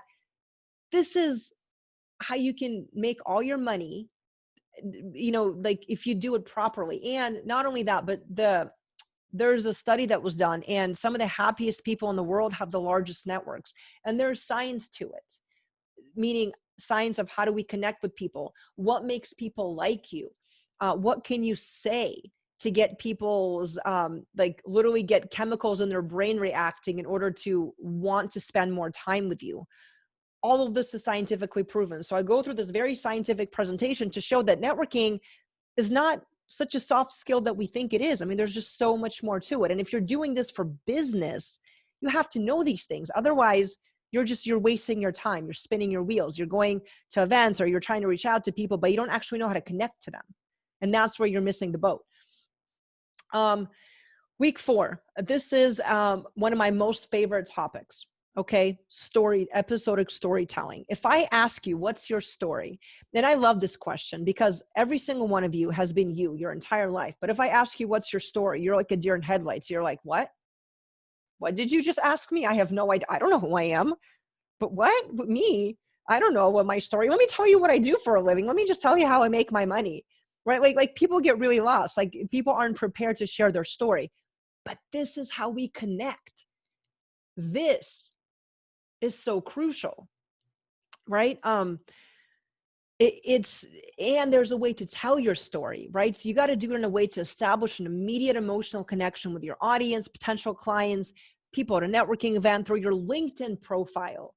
You've got to use your story in your LinkedIn profile. If you're not using your story in your LinkedIn profile, you are stuck in the old paradigm LinkedIn days and you don't even realize it, right? So that's where this is huge. Your story will resonate with the people you need to serve the most. Clients will sell themselves on why they should work with you if you position your story properly. Okay, so by the time the 8-week is over, everybody will have a story. I don't let people leave without having a story. That's how important this is. Okay, so like I said, even if you don't sign up for the 8-week, I hope you're taking notes to like understand the fundamental pieces of what the networking journey needs to look like. Okay, the next thing we talk about is how to structure proper follow-up emails and reach out emails, I should say. Because let me tell you, I get emails in my inbox daily and I wonder how many people, I'm like, did these people graduate kindergarten? I'm speaking generally here, I'm being sarcastic, but man, I see some horrific emails come my way. We've got to, you know, right now, one of the ways we're networking is through email. More so. We've always networked through email, but not even more so. You've got to send that email.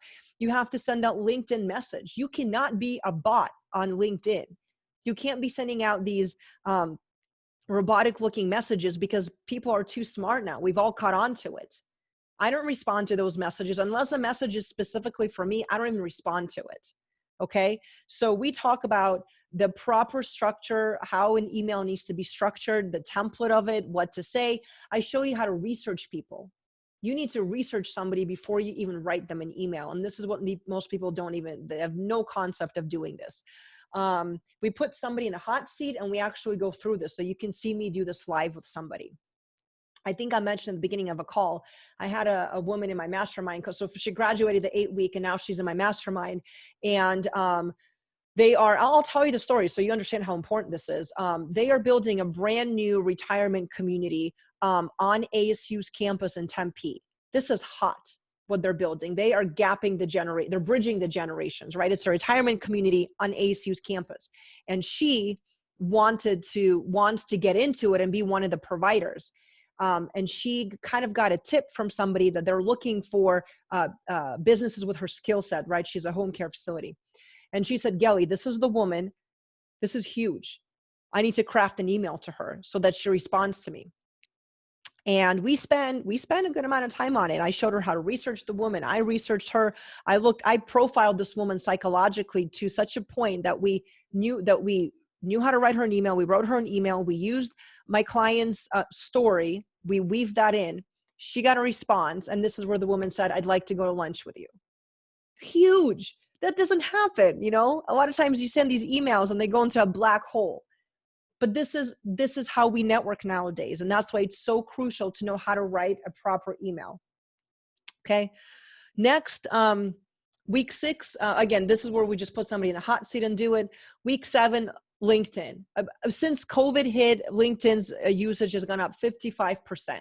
I don't know how many of you were on that call that I did with Joe last week or 2 weeks ago on LinkedIn, but we all need to be using LinkedIn. If your page is not your brand's mini landing page, you're missing the boat. You're completely missing it. You're still stuck in the old paradigm. So that's what this week is about, is working on your actual LinkedIn profile. If your LinkedIn profile is not set up properly, what you're doing is inviting everybody into your messy house. Again, you're not looking professionally up to speed. That's what's happening. So again, the goal with all of this, you see as I'm going through it, this isn't like, oh, networking, this is how you shake hands. No, this is how you do business. This is how you make money. This is how you get people to want to work with you. Okay, so every single week is geared to level you up in that way. Week 8, how to properly communicate with your connections via mass email platforms like MailChimp in order to establish, deepen relationships and generate new business. Okay. This is huge because this is where you make money. Now that you've met these people, you've connected with them on LinkedIn, you've done this, you've done that. Okay, great. But you've got to nurture them. You know, back when we were able to meet for coffee, you didn't have time to meet everybody for coffee. It's impossible. Okay. Now that we can't even meet for coffee, now we need to use other ways and platforms to stay in touch with our network. I've had people that signed on with me and said, Gelly, I like everything, but I am not touching MailChimp. It sounds way too complicated. I'd rather hire somebody. And I'm like, it's so simple. And like, after I showed to them, like now they're MailChimp masters. It's a very simple tool to use. You just need somebody to show you how to use it and what to do with it. Again, to communicate. There's this one gentleman, and he's the one that said to me, I don't want to do it. And after I showed him how to send his first email and he did it, he booked like 15 appointments, and he was like in awe.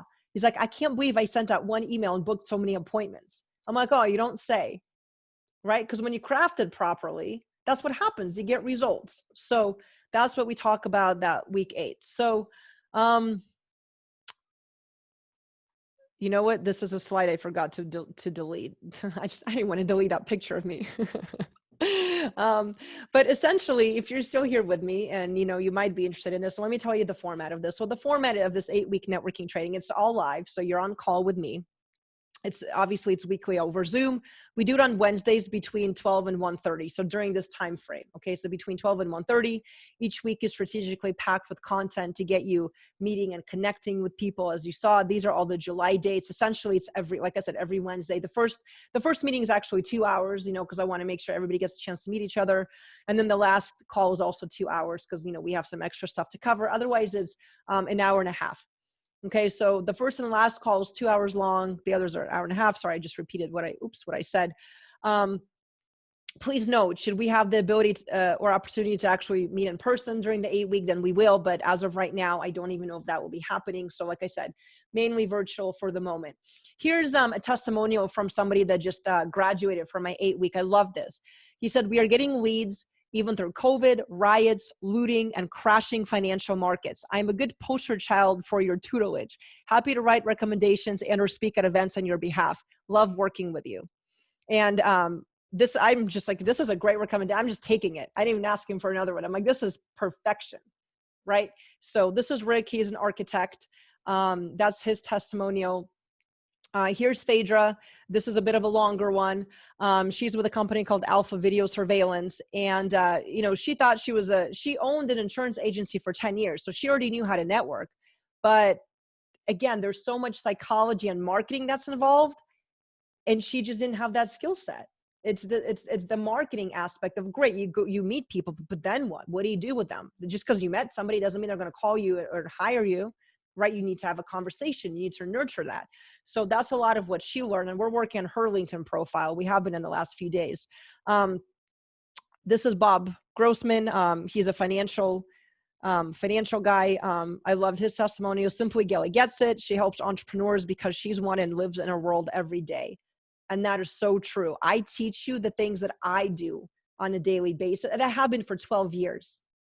I'm essentially teaching you what I've been doing for 12 years to grow my network, to get referrals, to, you know, get clients, all of it. I'm literally showing you my skill set. Okay. Here we have, you know, again, why people joined. We're running a little bit short on time, so I'm going to skip this slide, but essentially because they needed help with networking and marketing. So here's what I'll tell you. Personally, I've spent thousands over the last years learning a lot of these tools and creating curriculum around my networking skills. I mean, I've gone to conferences. I take online classes all the time because I love teaching, but to be a good teacher, I have to learn. So I spend a lot of money on this. I put a lot of time into it, and I'm always making my curriculum. I'm always adding more value to it. So for those of you that are interested, there's 3 ways to participate. Okay, so the first one, it's $297. It's $300 for the 8 weeks. It includes access to the 8-week certification course, all the recorded sessions. We record everything, you know, in case you should have to miss a week. The private group, there's no one-on-one time with me. Which again is fine for a lot of people because, you know, you're getting the chunk of what you need to get. Those people that do want more hand holding and they want to have this one-on-one interaction with me, like, hey, Gelly, take a look at my email personally. Hey, Gelly, take a look at my LinkedIn personally. Like they want this more time with me. That's what the $600 option is for. So you're going through the class with a group. excuse me, and you've got me as your supporting you through the 8 weeks as well. And then the $997 one is, this is a smoking deal. You get the course, you get the one-on-one time with me, you get an annual networking passport membership, which is $240. And for those of you that aren't sure what the passport is, that means you get to attend all my networking events for free and other organizations' passport sponsored events for free. And you get an email promotion of your company crafted by me and sent to my community, right? Just that in itself has a $300 value as well. So you can see how if you're looking to get engaged with me and get some promotion for your company, this would be a really good option. But if you're looking for the education, you want to brush up on these, or not even just brush up on them, but a lot of the concepts I teach are new to a lot of my people. This is a phenomenal option, the $297 one. So here's what I'm offering. The first 5 people on this call to sign up for $297 will receive 3 months of the networking passport membership free, which is a $60 value. And I'm adding this in right now because I just thought of this after I put together the presentation. I'll give you a personal Zoom evaluation. So we'll get on a one-on-one. I mean, just that would be $150 right there. Okay. But I'll give you a one-on-one. We'll get on the Zoom call and I'll look at your background and I'll help you with your Zoom. I mean, just what's the value in that? I mean, that could be $300 value, just that, right? I mean, I'm saying $150 because that's what I would charge. But if I can help you look a certain way and you get a client just from that immediately, I mean, how do you put a value on that? So I will do that again for the first 5 people on this call. So you've got to sign up on this call. If you don't sign up on the call, I can't offer that to everybody, obviously. And then the first 3 people to sign up for the higher price packages will receive an annual networking passport membership as well. So let me send you, here's what, while I'm talking about this, I'm going to put this in the chat box. I'll keep talking, but I want to put this in the chat box really quick. Hold on, I had to stop sharing. Oh, and I've got some questions here, I see. Okay, so Barbara is asking, would this be appropriate for people outside of the Phoenix market? Barbara, absolutely. I've had people join from Florida. I've had people join from other markets because we're meeting virtually right now, especially. And it's the concepts I teach are not Phoenix based.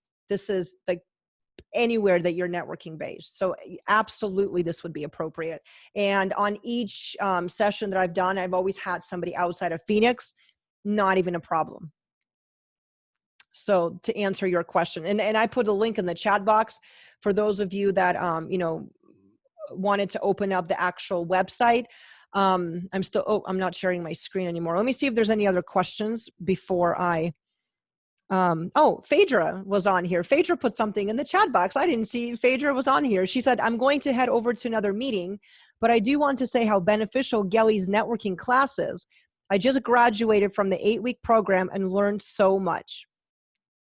So I don't know if anyone saw Phaedra's comment in the chat. I obviously missed it, but she put that in there. And then let's see, Phaedra also said, I like to move the box of photos to the middle so I can look at them and in the camera. Okay, she was talking about tips. So it looks like you guys had some banter about tips here. Sorry, like I said, I miss all the chats when I'm sharing my screen. So I put the link in the chat box. I'm going to share my screen again. So you can see this is my landing page, which gives you even more information. But essentially, I told you a lot of it, but I know sometimes people like to read, so I break it down. Oh, I'm not sharing my screen yet. My apologies. There we go. Now I'm sharing it. Okay, so here's the page. I have more of a longer letter here. Again, to just tell you more about what's going on and what it is that I teach, how this is going to benefit you. Right. So in the next 8 weeks, you will learn to create professional relationships and nurturing marketing strategies. Like I said, there's a lot of marketing involved in this. If you're a small business owner and you need marketing help, I cannot stress to you. Remember, I told you I majored in communications and marketing. So I've been in communications and marketing my entire career.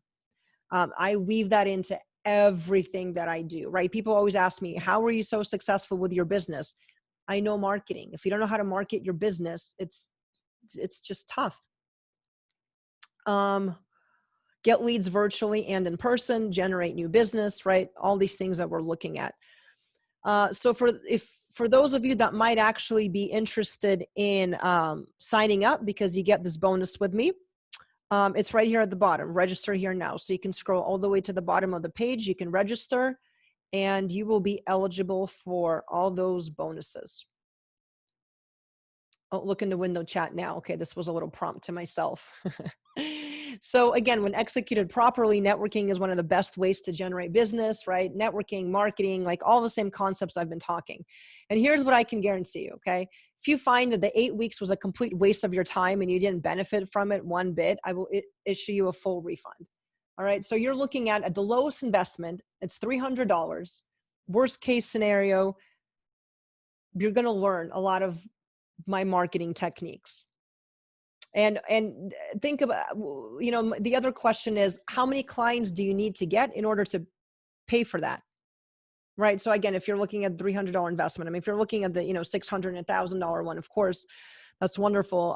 But even at the lowest one, you know, if you get 1 client, 2 clients, and it pays for itself, of course it's worth it because you're walking away from so much information that you're going to be able to keep using.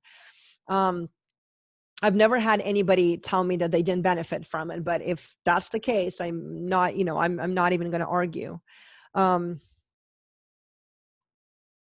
Yeah, so that's it. So enough of me talking. So let me see if any of you have any questions. And if you do at this point, please just unmute yourself. I'm going to start sharing my screen so I can see all of you. And does anyone have any questions? Thoughts, comments?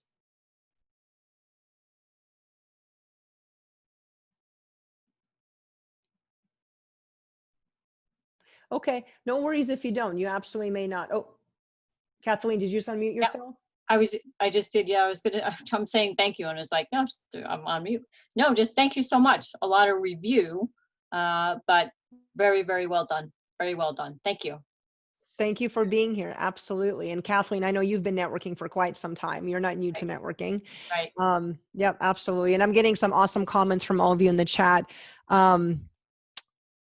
Let's see. William says, you're one of my favorite people, Gelly. Thanks for this great information and fantastic offer. Thank you, William. I appreciate that. And I love all our interactions. Then Ellen is wondering, Ellen has a question. Some individuals have a photo of themselves. How do they do that? So in order to put a photo, you go to your profile in your settings and Zoom, Ellen. So you would open up, and again, I can't do it now because I'm actually on the call. So I don't think I can open up a Zoom window. Let me see if I can. If I can, I'll share my screen and show you. Let me try. Ah, yes, looks like I can. Okay, so let me share my screen. Okay, so see, I opened up Zoom and I went to my profile. Right, so the way to go to your profile is how did I do that? Let me go back to the home page. So this is when I log in, and then I click on my account right here. And when I go to my account, see my picture is right here. So I believe it's this photo that shows up when people turn their cameras off.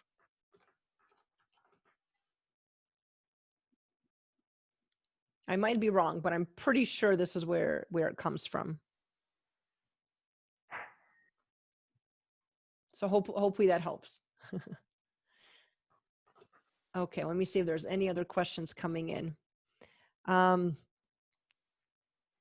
Okay, no questions. Wonderful. Well, if there aren't any other questions, then here's what we'll do. First off, again, thank you so much for being here. I really do hope that this information was useful and helpful. You know, first the Zoom stuff, because again, we're all using it. And then, you know, the networking and the marketing information. I mean, we are in unique times. I mean, networking and marketing was always important, but it's like now it's even more important. I mean, you've got to be on point. So I will send all of you a follow-up. You'll hear from me shortly. And if you have any more questions, then you'll hear from me. I'm happy to answer questions. All right. So again, thank you all for being here. Smile, you're on camera. wave goodbye. Appreciate your time. I know we went over time. My apologies. There's just a lot of good content to cover, and I wanted to make sure I gave you all the good info.